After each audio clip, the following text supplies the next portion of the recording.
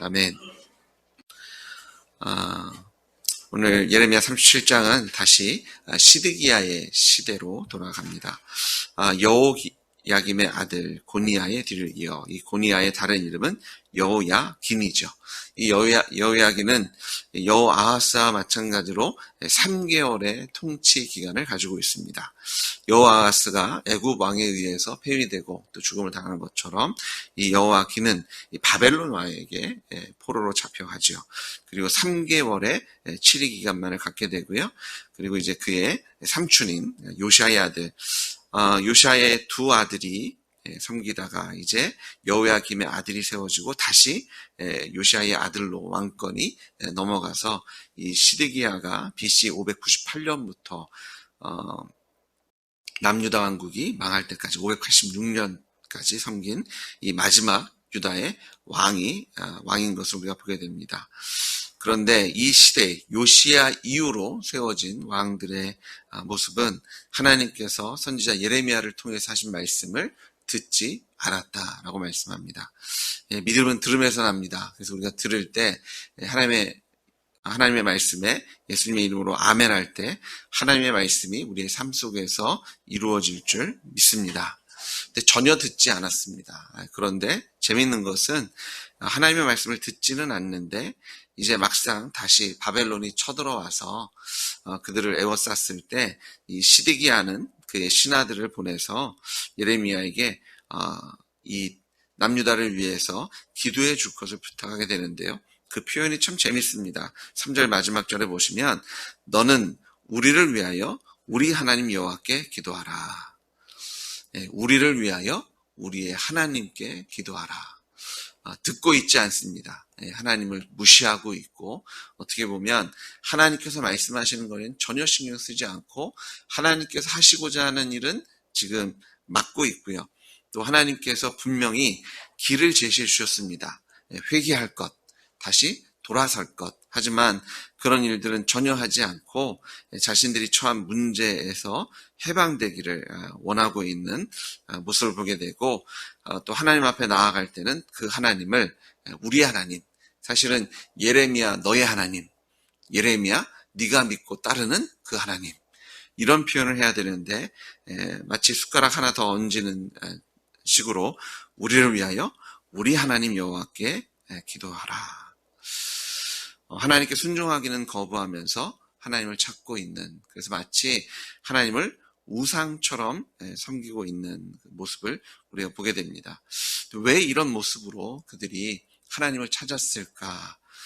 그들이 지금 가지고 있는 문제 앞에서 문제를 바라보며 하나님을 쳐다보고 하나님께서 이 문제를 해결해 주실 수 있지 않을까? 마치 하나님만이 우리의 인생의 주권자이시고 우리가 하나님만 믿고 의지하며 살아가야 된다라는 고백이 아니라 지금 처한 상황 속에서 내가 가지고 있는 문제가 이렇게 크니까 하나님도 마치 보험 하나 더 들듯이 혹시 이거 붙잡고 있으면 해결되지 않을까?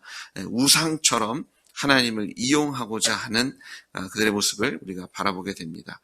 보험 들듯이 다른 것 하나에 또 이것도 붙잡고 있으면 다른 것 하나 한두 개 붙잡고 있는 것보다 3개 붙잡으면 좀 더 안전하겠지. 그런 마음으로 하나님을 찾고 있고 그들이 하나님을 그런 식으로 쳐다볼 수밖에 없는 이유가 하나님 편에 서서 이 세상을 바라봐야 되는데 세상 편에 쓰고 문제 가운데 쓰고 문제에 사로잡혀서 하나님을 쳐다보니까 하나님은 어떻게 보면 너무나 멀리 계시고요. 또 하나님은 힘이 없어 보이고 하지만 신이라니까 우리의 조상들이 섬겼으니까 버릇처럼 우상처럼 하나님께 나아가는 그런 모습들을 바라보게 됩니다. 우리는 문제를 통해서 하나님을 보는 것이 아니라 하나님을 통해서 세상을 보시는 여러분 되시길 주의 이름으로 축복합니다. 오늘 저희가 찬송했던 것처럼 성령께서 하나님께서 우리의 눈을 여시고 귀를 여시고 우리의 입을 여셔서 내가 원하고 바라는 것이 아니라 하나님께서 말씀하시는 것에 아멘하는 우리 공동체 되기를 소망합니다. 또 하나님께서 그렇게 만드신 줄 믿습니다. 저희가 문제 앞에 서면요, 문제가 한없이 큽니다. 그럼 문제가 커지면 뭐가 작아져요? 하나님이 작아지십니다. 근데 저희가 하나님의 시선으로 보면 하나님보다 큰 문제나 하나님보다 더 큰 걱정거리는 세상에 없는 줄 믿습니다.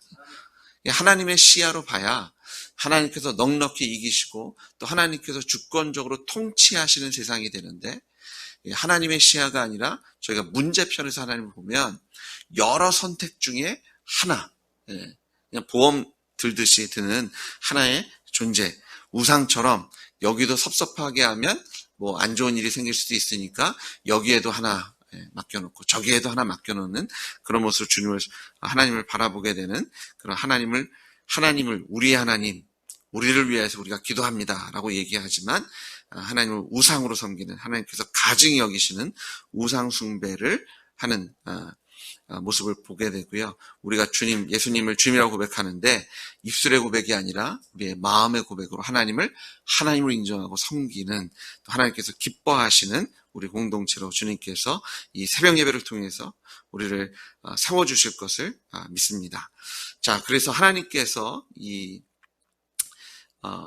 그 시드기야에게 그리고 남유다 왕국에게 보내주신 메시지는요, 너무나 분명하죠.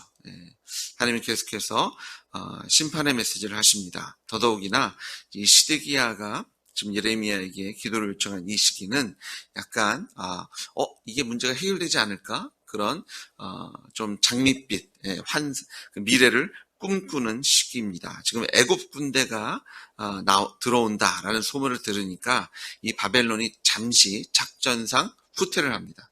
완전히 물러간 것은 아닌데 유다 왕국에 있는 사람들은 마치 애굽이 일어나니까 바벨론이 도망가는 것처럼 보이고 이 문제가 해결되는 것처럼 보이고, 이제 애굽 왕을 믿고 의지하는 가운데 하나님은 거기다 숟가락 하나 더 얹듯이 줄 하나 더 잡겠다, 이런 심정으로 기도를 부탁하지만 하나님께서는요, 이 애굽 군대는 다시 돌아갈 것이고, 애굽 왕이 일어나서 군대를 세운 것이 유다 땅을 위한 것이 아니라 자기 자국의 안전을 위해서 일어난 것이고, 언제든 다시 돌아갈 것이고, 그리고 돌아갈 것이다 라고 말씀하시면서 갈대아인이 이제 바벨론이 다시 돌아올 텐데, 그리고 아무리 몇 번의 승리를 해서 우세를 이제 점에서 이제는 정말 우리가 독립할 수도 있겠다, 이런 마음이 들지도 모르겠지만 그들 가운데 부상자들만 남아도 10절에 보니까 그들이 이 성을 불살할 것이다.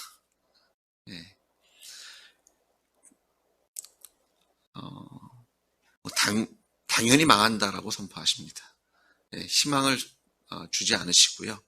아무리 승리하고 있어서 이제는 조금 국제 정세도 그렇고 애굽도 일어나고 우리가 좀 싸웠는데 몇 번 승리도 하고, 이대로 이기겠구나. 거기에 이제 하나님께 기도 부탁하고, 이러면 이제 완벽하다. 우리는 자유할 수 있다. 우리는 독립할 거야. 우리는 이제 안전할 수 있어. 라고 속지 말라고 하나님께서는 남유다를, 이스라엘을 심판하실 것을 말씀합니다. 그러니까 지금 이들이 착각하고 있는 것이 뭡니까? 국제 정세에 의해서, 애굽 왕에 의해서, 바벨론의 그런 팽창 정책에 의해서 지금 우리가 힘들다라고 착각하고 있는 겁니다. 왜 이들이 힘들어요? 하나님께서 이들을 심판하기로 작정하셨기 때문입니다.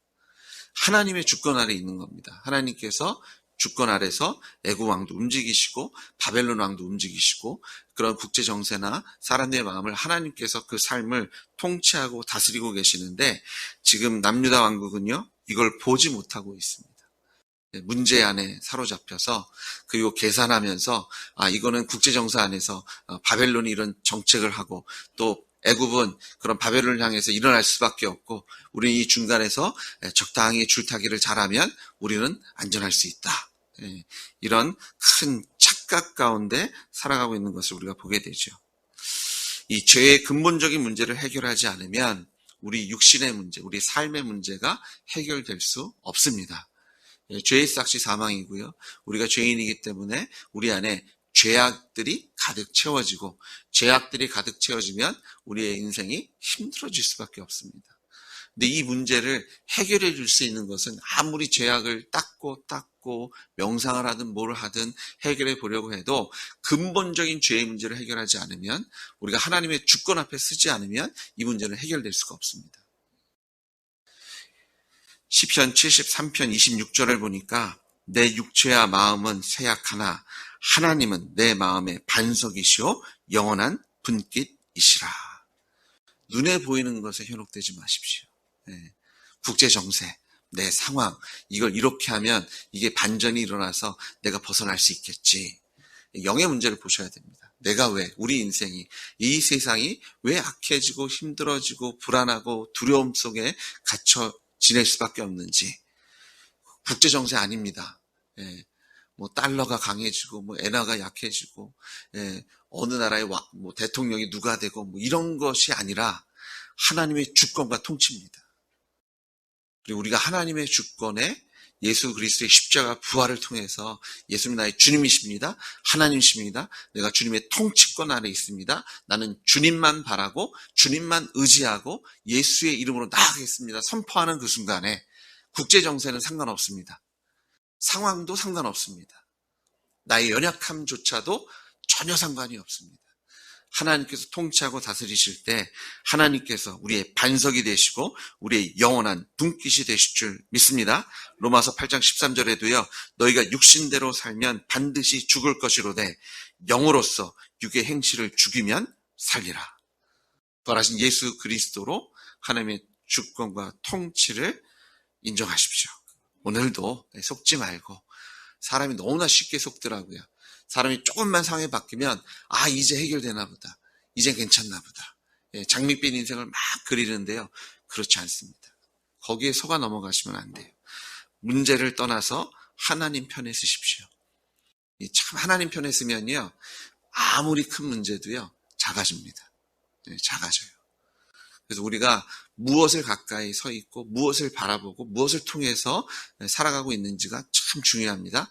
예수님의 십자가 부활로 오늘도 하나님 편에 서서 하나님의 주권을 누리시는 여러분들 주의로 축복합니다. 아버지 하나님 감사합니다. 문제가 한없이 커지고 세상의 흐름 속에서 또 일어나는 일들을 통해서 좌절하기도 하고 기뻐하기도 하는 우리의 연약함을 주님 앞에 고백합니다. 성령님, 우리의 귀를 열어주시고 눈을 열어주시고 우리의 손과 발을 주님께서 친히 주장하셔서 우리가 하나님만 믿고 바라고 예수 그리스도에게 집중함으로 우리의 초점을 부활하신 예수 그리스도께로 맞추고 하나님의 말씀에 예수님의 이름으로 아멘하는 것으로 아버지 하나님 주님께서 우리를 통치하고 다스리심을 온전히 누리는 우리에게 주님 축복하여 주시옵소서. 믿음에 힘을 더하시고 은혜를 더하여 주시옵소서. 세상에 속지 않게 하시고 오직 예수 그리스도의 십자가의 부활로 주님만 믿고 의지함으로 세상을 정복하고 다스리는 넉넉히 이기는 하나님께 감사와 찬양이 넘치는 삶을 누리게 하실 것을 또한 믿고 기대합니다. 예수님의 이름으로 기도드렸습니다. 아멘.